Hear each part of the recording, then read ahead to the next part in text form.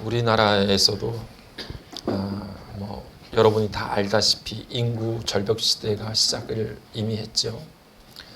서울 시내에서도 초중고 학교가 폐교되는 학교들이 생겨나기 시작했습니다. 시골 동네들은 없어지는 동네들이 이제 생겨나게 되고 평균 마을의 어르신들의 나이가 7, 80 이렇게 80이 훌쩍 넘어가는 연세 드신 분들이 마을을 지키고 있고, 그 어르신들이 돌아가시게 되면 마을은 사라질 그런 위기에 처해져 있는 동네들이 너무나 많습니다. 그러고 보니 나라의 걱정 염려도 어떻게 하면 출산율을 올릴 수 있을까, 높일 수 있을까, 이런 것들을 고심하고 여러 가지 방책도 내놓고 있지만 별 효과는 없는 것 같습니다. 교회도 마찬가지죠. 어떻게 하면 출산을 늘릴 수 있을 것인가, 어떻게 하면 새로운 신자들을 교회에 오게끔 만들 수 있을 것인가, 그런 것에 굉장한 관심을 가지고 있습니다. 왜냐하면 그것이 안 되면 나라의 존폐위기, 교회의 존폐위기가 우리 눈앞에 놓여져 있기 때문에 그런 거죠.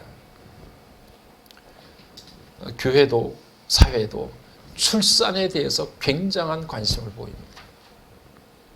어떻게 하면 인원을 더 많이 늘릴 것인가, 숫자를 더 많이 증가시킬 건가, 거기에 초미의 관심을 가지고 있습니다.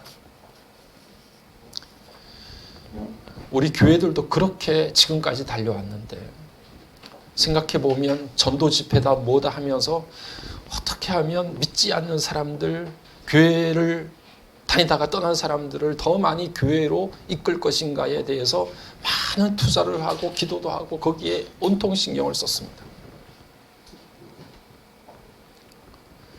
그것이 잘못됐다는 이야기가 아니라 시간이 지난 다음에 이렇게 돌아보니 우리가 출산에만 너무 많이 집중했구나. 태어나는 것에 대해서만 너무 신경을 썼구나. 아이가 태어나면 그 아이가 자라날 세상, 수없이 많은 사건과 상황들을 거쳐가면서 아이가 성장하고 자라나는 것에 대해서 너무 신경을 쓰지 못했구나. 우리가 집안에서도 아이들 낳을 때 얼마나 감격해 했어요. 첫 아이 낳을 때 눈에 보이지도 않는 사진 조그만 거 들고서 이게 코고 입이고 어디고 하는데 보이지도 않아요, 잘. 그러면서 너무 기뻐했잖아요. 그리고 실제로 아이가 태어났을 때 엄마 아빠들이 눈물이 걸썽걸썽 하잖아요. 야, 이제 내가 아빠가 됐구나, 이제 내가 엄마가 됐구나, 이런 것 때문에 감격해 하잖아요. 출산은 우리 눈에 너무 확연하게 보여요. 없던 생명이 눈앞에 생겼으니까 너무 기쁘잖아요. 그런 기쁨도 자꾸만 나으니까 점점 작아지더라고요. 현지민 이제 안 기뻤다는 이야기가 아니야. 기뻤어, 다 기뻤는데 처음에 그때에 비해서 그렇다는 거죠.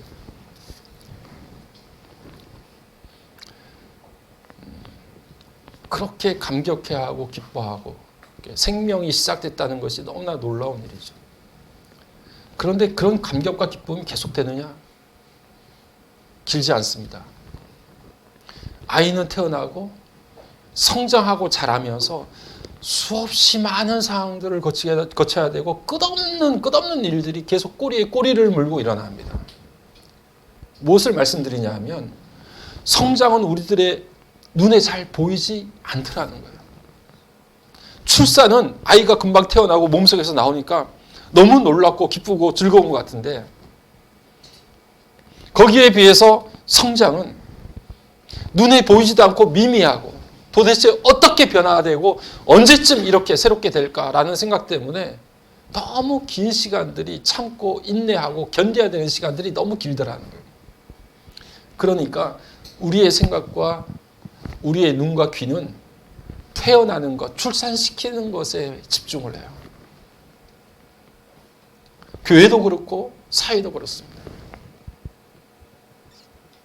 하지만 우리가 태어나서 잘 성장하고 자라날 수 있는 환경이 조성되어진다면, 삶의 질이 높아져서 정말 교육 문제가 획기적으로 바뀌어지고, 집값 문제가, 아파트 문제가 정말 새롭게 완전히 뜯어 고쳐져서 집 걱정하지 않고 교육 문제 걱정하지 않고서 아이들을 정말 마음 편하게 키울 수 있는 상황이 된다고 하면, 그런 성장과 성숙의 문제가 함께 열려져 있다고 하면 출산도 자연스럽게 함께 증가가 되겠죠.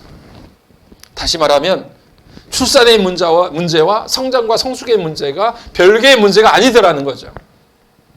오히려 잘 성장하고 성숙할 수 있는 환경과 조건이 주어지면 출산율은 저절로 올라갈 수 있도록 만들어지더라는 겁니다. 교회도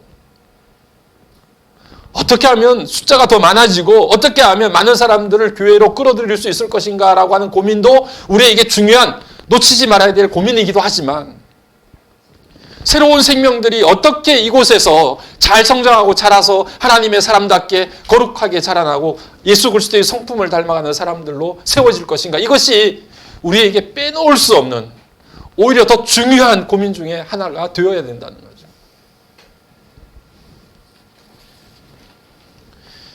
미국에 한 여성이 있었는데요, 이분은 집안이 너무 환경이 좋지 않았어요. 18살에 집에서부터 가출을 했습니다. 이곳저곳을 떠돌다가 18살에 아이를 임신했어요. 아이를 출산을 했는데 그 어린 나이에 아이를 어떻게 키워야 될지를 전혀 알지 못했어요. 너무 많은 스트레스를 받았어요. 아이를 낳았다는 기쁨도 잠깐이었고, 도대체 이 아이를 어떻게 키우고 돌봐야 될지를 전혀 18살의 아이가 알 수가 없잖아요. 너무 힘들었어요. 그때부터 알코올을 입에 대기 시작했어요. 그러다 보니 알코올 중독이 됐습니다. 거기서 끝나는 것이 아니라 시간이 조금 지나면서 코카인에도 손을 대기 시작했어요. 마약 중독이 됐습니다. 낳은 아이와 함께 살자니 너무 힘들고 먹고 살기가 어려웠어요.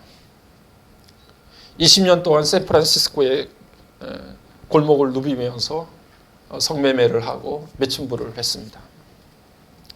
20년 동안 그렇게 이곳저곳을 다니면서 그런 삶을 살다가 어느 순간인가 마음속에 내가 이렇게 내 삶을 마감해서는 안 되겠다는 생각이 불현듯이 찾아왔어요. 그리고 그때 극적으로 믿음을 가지게 됐어요. 아, 예수 믿자. 믿음 생활하자. 이 여인이 40이 넘어서 교회를 찾았습니다. 교회에서 너무 놀라워했어요. 어떻게 이런 여자가, 이런 인생을 살았던 사람이 예수를 믿을 수 있다니, 믿음 생활을 할 수 있다니 너무나 놀라워했어요. 사람들이 환영하고 막 쓰다듬어주고 반겨했습니다. 그렇게 이 여인의 교회 생활이 시작되게 됐어요. 교회를 조금 다니다가 이내 이 여성이 마음의 실망을 안게 됐어요. 어떤 실망인가? 교회를 다니고 보니 많은 사람들이 마치 자기가 이전에 술에 중독이 되고 마약에 중독이 되고 성에 중독이 되었던 것처럼 하나님을 믿고 예수를 믿는다고 하는데 실제로 그렇게 중독되어져서 내 앞에 있는 현실을 도피하고 현실을 떠나기를 원했던 자기의 이전의 삶처럼 예수님의 성품을 갖고 하나님의 백성으로 살아가는 삶을 도피하기 위해서 교회에서 예배는 드리고 기도는 하고 수없는 성경 공부도 하고 수없는 많은 일들에 참여는 하는데 실제로 예수와 맞닥뜨려져서 예수의 성품을 닮아가는 그 삶을 도피하고 있더라는 거예요. 누가 예수 믿게 되었다고 하면 얼마나 감격해하는지. 야, 저분이 예수를 믿다니. 저런 인생을 살았던 사람이 예수님을 믿고 따라 하나님의 백성이 될 수 있다니. 뭐 이런 것 때문에 너무 감격해했는데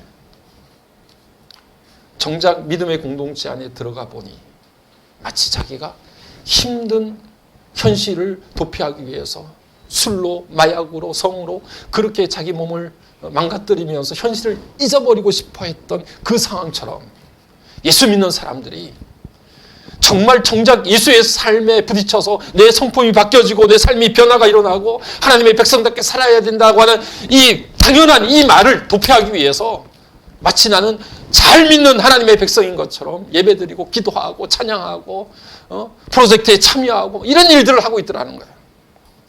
제 이야기가 아니라 실제로 있었던 이 한 여성의 고백이에요. 그것이 뒤늦게 교회를 찾아간 이 여성의 마음에 가장 큰 어려운 무거운 짐이었다. 우리가 알다시피 세상은 교회를 얕잡아 봅니다. 세상은 교회의 수많은 비리와 추문을 들춰냅니다. 세상이 그렇게 하지 않아도, 세상이 그렇게 교회의 약점을 공격하고 교회의 못난 모습에 대해서 손가락질을 하지 않아도 우리 스스로 하나님을 믿는다고 하는 하나님의 백성 스스로 우리 교회들이 별로라는 사실을 우리가 너무나 잘 알고 있어요. 세상이 굳이 그렇게 말하지 않아도. 우리 스스로 교회를 대수롭게 생각하지 않고 너무 쉽게 교회를 무시하고 고개를 돌립니다. 세상이 말하잖아요. 교회 너희들 세상을 바꾸거나 세상을 변화시키려고 뭐 엄청난 것들을 내걸지 말고 너희들이야 잘 살아라. 이렇게 이야기하잖아요. 생각해보면 세상이 교회 때문에 새롭게 바뀌어지거나 변화되어지지 않는 것 같아요. 다시 말하면 교회가 세상을 변화시키는데 별 도움이 안 되는 것 같습니다. 동네 교회들이 많지만 그 교회, 동네에 있는 교회들은 그냥 옆에 우리 옆집에 있는 슈퍼마켓이나 뭐 가게들 있는 것과 똑같이 그렇게 보여지게 되는 거죠. 그러면 우리들에게 이런 질문이 생겨나게 돼요. 하나님, 그런데 그러면 교회가 세상을 변화시키는데 별 도움도 안 되고 세상 사람들이 교회를 봐도 별로고 우리 스스로 교회를 봐도 뭐 대수롭지 않게 생각할 수밖에 없고 고개를 돌릴 수밖에 없는 상황들이 너무나 많은데 굳이 왜 하나님께서 교회를 만드셨을까요? 2000년 동안 교회가 있어도 세상이 별로 바뀐 것 같지 않은데 왜 하나님은 교회를 만드셨을까? 이런 생각이 들잖아요.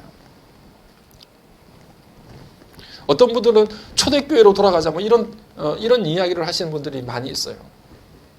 그런데 그것은 생각해 보면 될 수 없는 일이고 엉터리 같은 일입니다. 우리가 초대교회로 돌아갈 수도 없을 뿐더러 초대교회가 우리가 본받아야 될 교회인가? 그렇지 않아요. 너무나 복잡하고 문제도 많고 엉터리 같은 그런 상황들이 너무나 많았어요. 여러분, 우리가 지금 주일날 이 절기 예배가 아니었으면 고린도 후서를 계속 지금 강의를 하고 있잖아요. 고린도 교회만 보세요. 사사건건 문제가 일어났던 교회예요. 그것을 해결하기 위해서 바울 사도가 눈물로 편지를 보내지 않으면 안 될 정도로 고질적인 문제가 그 교회에 쌓여져 있던 그런 것이 바로 고린도 교회였잖아요. 고린도 교회뿐 아니라 수없는 초대교회들이 많은 문제들을 안고 있었어요. 초대교회가 우리가 닮아야 될 샘플이 아니에요.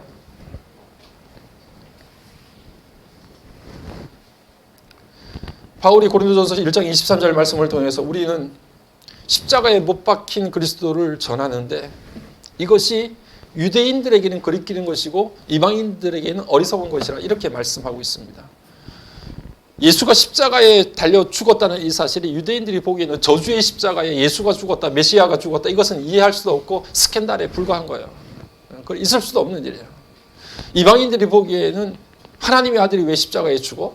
그리고서 세상을 어떻게 구원해? 어리석은 것에 불과했어요. 그랬던 것처럼 오늘 우리 믿는 사람들에게도 하나님의 백성이고 그리스도인이라고 하는 사람들에게조차도 교회가 사실은 스캔들이에요. 걸림돌이에요. 여러분 그러지 않아요?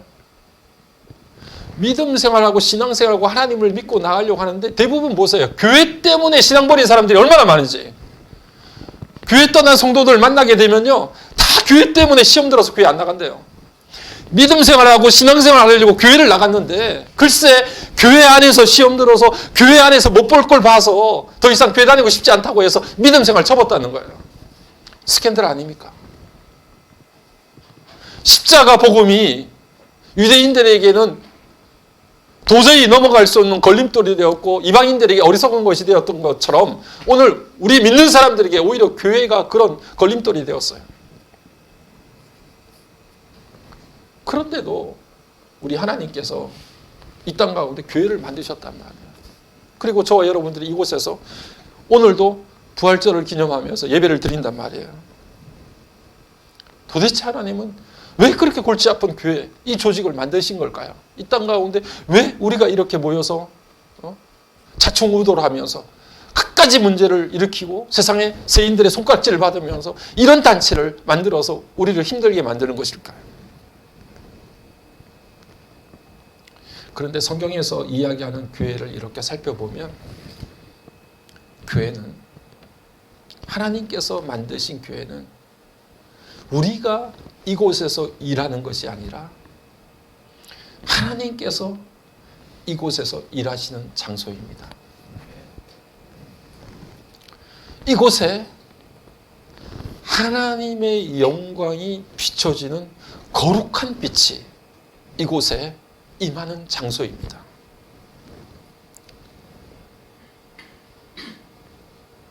교회는 우리가 사람들을 일일이 면접을 봐서 면접을 통과한 사람들을 끌어모은 곳이 교회가 아니잖아요.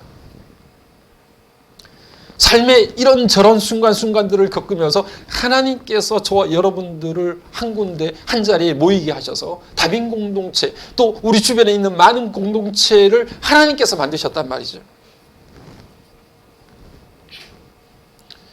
우리는 모두 부족한 사람들입니다.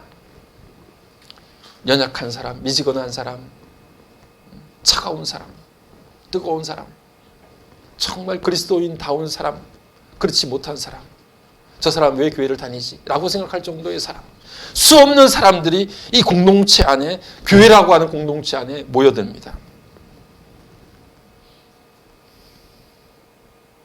문제는 여러분, 이런 다양한 사람들이 모여져 있고 우리 스스로도 우리 교회들에 대해서 자신 있게 무언가를 말할 수 없는 연약한 상태에 놓여 있을지라도 하나님께서 이 연약한 교회 공동체를 통해서 일하시기를 원하신다는 거예요. 그것을 마음속으로 믿고 확신하지 않으면 교회는 우리 가운데 새로운 능력의 장소가 되지 못해요. 교회는 하나님이 일하시는 공간이고 우리를 통해서 하나님이 역사하시는 공간이고 하나님께서 우리를 부르셔서 하나님께서 못나고 부족하고 연약한 우리 자신들을 통해서 당신의 뜻을 나타내기를 원하시는 공간이 교회이므로 오늘 그 교회가 우리에게 소중한 장소이고 이 예배가 하나님 앞에 정말 드려져야 될 귀한 예배임을 여러분 마음속으로 확신하시기를 간절히 소망합니다. 이 공간 안에서 저와 여러분이 믿음이 성장하고 자라나고 성숙되기를 원하시는 거예요. 여러분 아무리 혼자서 기도하고 아무리 혼자서 성경 읽고 하십시오. 그러나 이 믿음의 공동체 안에서 주어지는 하나님의 은혜를 누리지 못한다는 거예요. 그러시는 분들이 많잖아요. 차라리 내가 교회를 다니지 말지. 맞습니다. 그렇게 판단할 수밖에 없는 모습이 우리 교회의 모습이라고 이미 제가 지금 누누이 강조해서 말씀을 드렸습니다. 너무 못난 모습들이 많아요. 그래서 차라리 내가 내 혼자 신앙생활 하지, 내가 성경 읽으면 되지, 내가 혼자 기도하면 되지 이렇게 생각하고 나가시는 분들이 많잖아요. 그런데도 하나님께서는 못나고 부족하고 우리의 눈에 모자라는 사람들이 모여있는 이곳에서 함께 믿음을 성장시키고 자라나게 만드시고 그곳에서 하나님을 발견하게 되기를 원하신다는 거예요. 하나님이 그렇게 되기를 원하신다는 거예요. 그래서 이 땅 가운데 교회를 세우시고 그 교회 가운데서 우리가 드리는 예배를 하나님이 받으신다는 거예요. 오늘 우리가 읽었던 성경 말씀 14절 말씀을 한번 읽어보겠습니다. 14절 우리 성경 보시면서요. 14절 시작. 그러므로 이르시기를 잠자는 자여 깨어서 죽은 자들 가운데서 일어나라. 그리스도께서 너희에게 비추어서 이르라 하셨느니라. 잠자는 자여 깨어나서 죽은 자들 가운데서 일어나라. 그리스도께서 내게 빛을 비추어 주시리라 하셨느니라. 이렇게 말씀하셨어요. 부활은 예수님께서 부활하셨다는 사실을 믿는 것이 1차적으로 중요하죠. 아이들도 물어봅니다. 너 예수님의 부활을 믿어? 주님께서 다시 살아나셔서 우리 가운데 영원한 주님이 되시는 것을 되셨다는 사실을 너 확실히 믿니? 이렇게 물어봐도 반신반의하는 친구들도 있고 여러 형태가 있어요. 그런데 우리가 간절히 바라는 것은 이 친구들에게 그 믿음, 부활의 소망, 부활의 믿음을 심어줘야 되겠고, 그것이 내 눈에 너무 확실하게 보일 수 있도록 만들어주는 것이 오늘 우리 어른들이 해야 될 일들이죠. 주님이 정말 우리 가운데 살아계셔서 그렇게 우리와 동행하신다는 것을 깨달아 알 수 있는 것이 정말 우리들에게 중요한 일이에요. 그런데 거기에서 끝나는 것이 아니라 오늘 우리가 교동문을 읽었던 것처럼 예수님께서 우리의 부활의 첫 열매가 되어주셨다고 말씀하셨어요. 여러분 믿습니까? 예, 예수님께서 우리의 부활의 첫 열매가 되어주셨다는 것은, 첫 열매라고 하는 것은 다음 열매가 있다는 것을 미리 이야기하는 것이죠. 예수님께서 첫 열매가 되어주셨어요. 우리 교회의 머리가 되신 예수님께서 첫 열매가 되어주셨다고 하면 그 다음 열매가 되는 우리의 몸된 우리들도 반드시 부활할 것을 예수님께서 미리 알려주신 거예요. 저와 여러분들도 예수님이 부활하신 것처럼 부활하실 줄로 믿으시길 바랍니다. 예, 우리는 부활할 거예요. 그렇게 새로운 영원한 삶이 우리 가운데 준비되어져 있어요. 자, 그러면 우리가 앞으로 가야 될 영원한 영생의 삶, 부활의 삶만이 중요한 것인가? 우리는 그렇게 될 것이지만 오늘 이 자리에서 하루하루를 살아가는 저와 여러분들이 다시 마음속에 가다듬고 꼭 간직하며 가야 될 것은 무엇이냐면, 그렇게 부활될 믿음과 소망을 가지고 오늘 부활을 살아가는 것, 부활의 신앙으로 오늘 하루하루를 살아가는 것이 우리들에게 너무나 소중하고 중요한 일이다라고 하는 것을 마음속으로 되새기며 가야 돼요.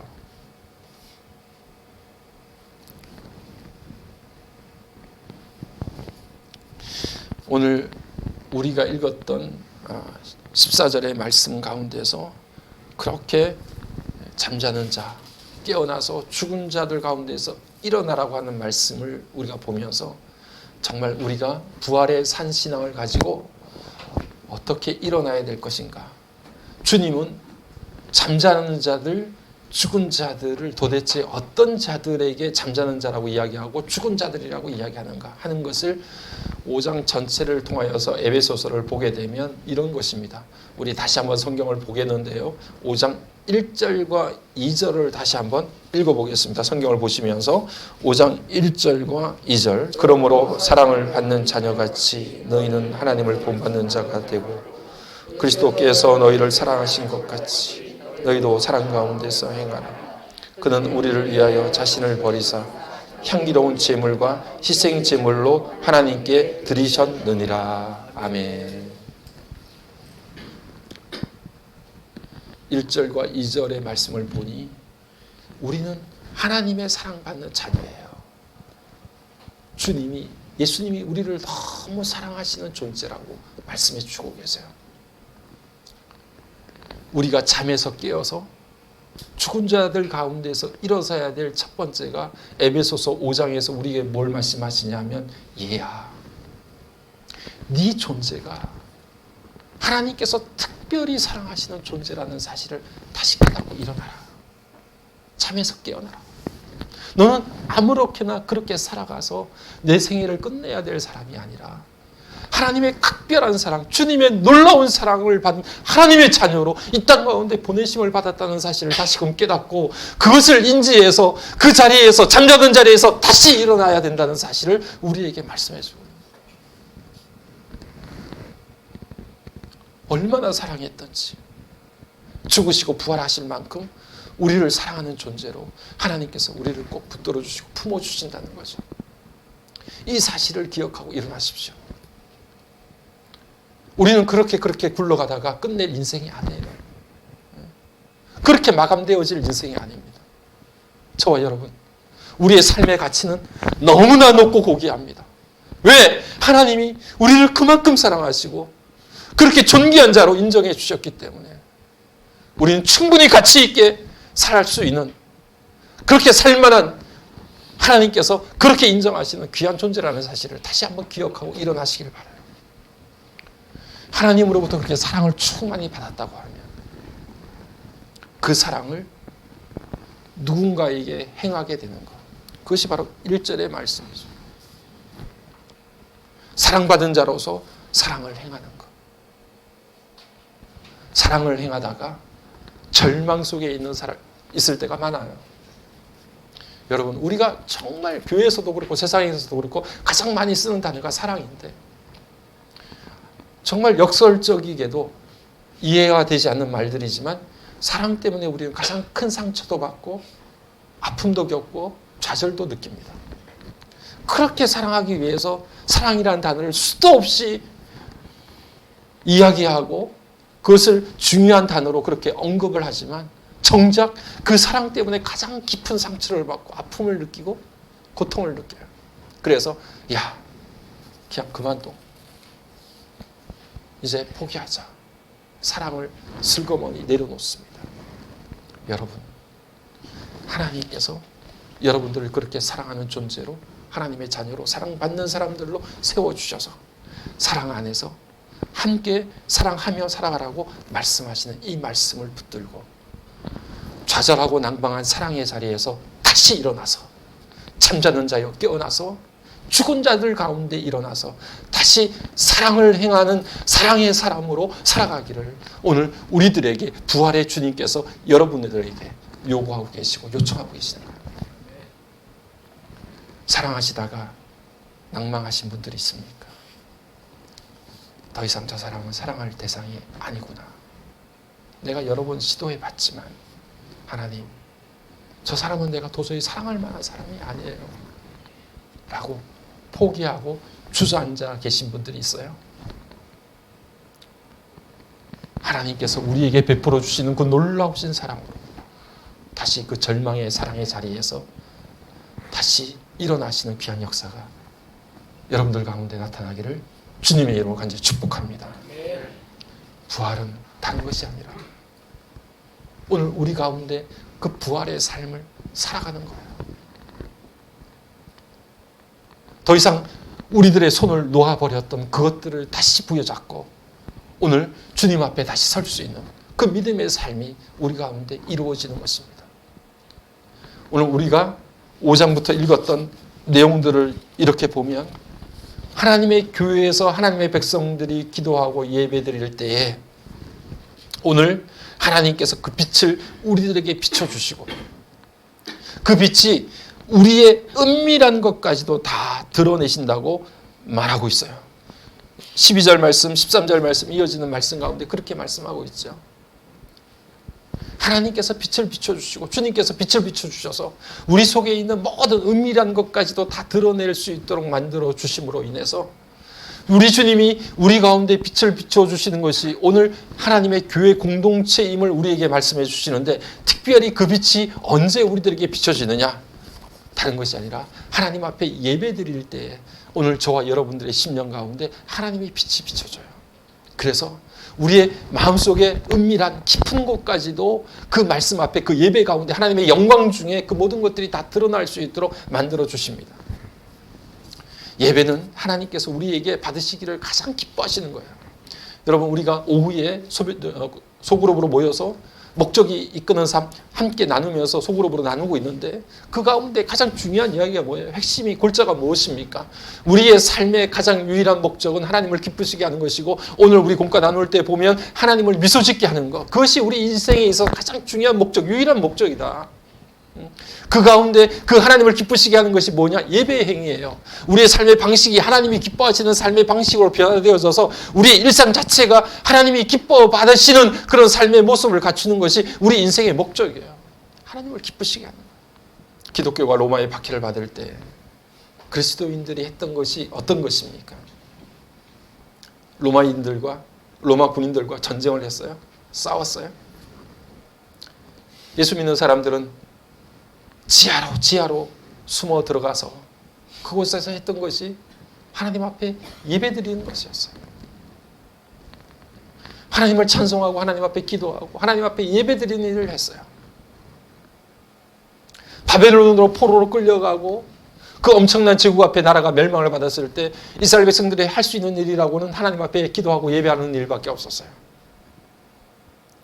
여호사밧이 그 엄청난 전쟁을 치르는데 여호사밧이라고 하는 왕이 하나님 앞에 한 것은 그저 하나님을 찬양하고 하나님 앞에 예배하고 하나님을 경배하는 일밖에 없어요. 그런데 여러분, 하나님의 백성들이 예배할 때 로마 제국이 무너졌어요. 예배만 드렸는데 바벨론 제국이 무너졌습니다. 예배만 드렸는데 전쟁에서 승리했어요. 하나님께서 가장 기뻐하시는 일을 할 때 우리 눈앞에 있는 대적이 무너지는 것을 경험하게 될 거예요.